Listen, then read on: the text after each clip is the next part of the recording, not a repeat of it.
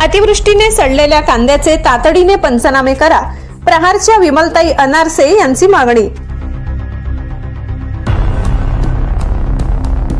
प्रहार जनशक्ती पक्ष महाराष्ट्र राज्य महिला प्रदेशाध्यक्ष विमलताई विभीषण अनारसे यांनी करमाळा तालुक्यातील अतिवृष्टीग्रस्त शेतकऱ्यांच्या कांदा पिकाच्या नुकसानीची पाहणी केली।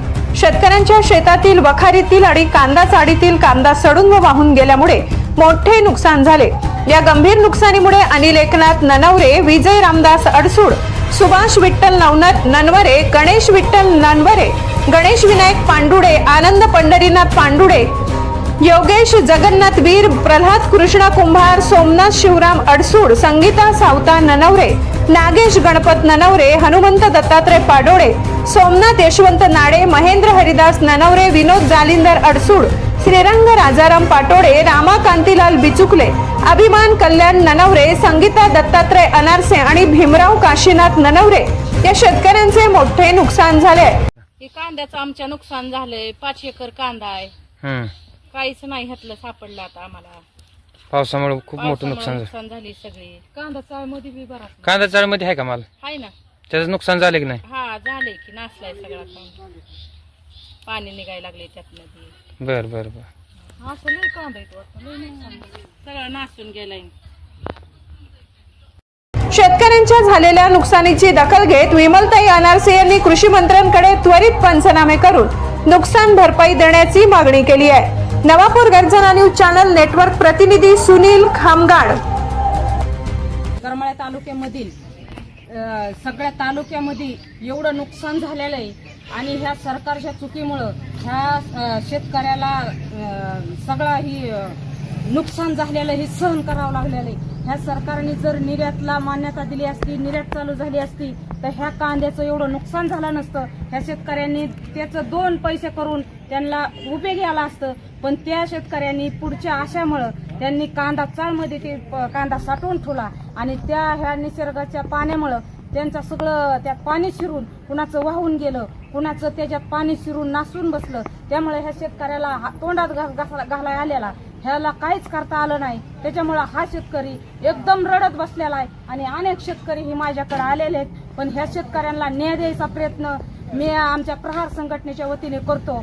पण ह्या सरकारला अनेक कुठंच घाम आलेला नाही, पण ह्या सरकारने लवकरात लवकर आदेश देऊन सरसकट पंचनामा करून ह्या शेतकऱ्यांना लवकरात लवकर न्याय द्यायचा प्रयत्न करा आणि मदत करा। तरी साधारणतः असं आता सध्या हेक्टरी 50,000 रुपये मदत द्यावी अशी सरसकट मागणी होते। आपली प्रहार संघटनेच्या वतीने काय मागणी असणार? सरसकट मागणी माझी आमच्या प्रहार संघटनेच्या वतीने 1 लाख रुपयापुष्कर पाहिजे। कारण कांदा कसा पिकवायचा आणि कसं त्याला कष्ट करायचं आणि कसं त्याला पैसा खत पाणी घालायचं हे आमच्या ह्या गरीब शेतकऱ्यांनाच माहिती। ताई, आता बच्चू भाऊ कडू हे सध्या संपूर्ण महाराष्ट्रामध्ये शेतकऱ्यांची जनजागृती करत असताना, सरकारवर आसूड ओढत असताना विविध प्रकारे टीका करत आहेत आणि शेतकऱ्यांसाठी कर्जमाफी असेल किंवा इतर काही अन्य मार्गाने ते मागण्या मांडत आहेत। तरी सुद्धा सरकार ह्या सर्वच मागण्यांकडे कुठेतरी कानाडोळा करताना दिसून येते, काय सांगाल?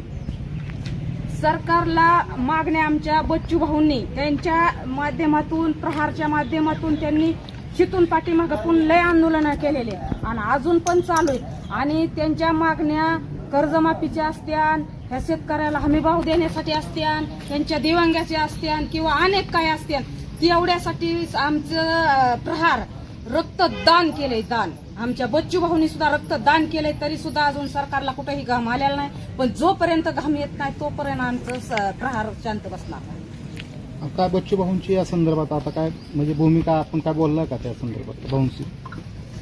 भाऊंशी बी मी बोलून घेतलंय, पण भाऊंनी सुद्धा सांगितलंय ज्या आपल्या ह्या मागण्यात म्या पुढे मागितलेल्या आहेत, पण सरकारने बी आश्वासन आता सध्या दिलेले।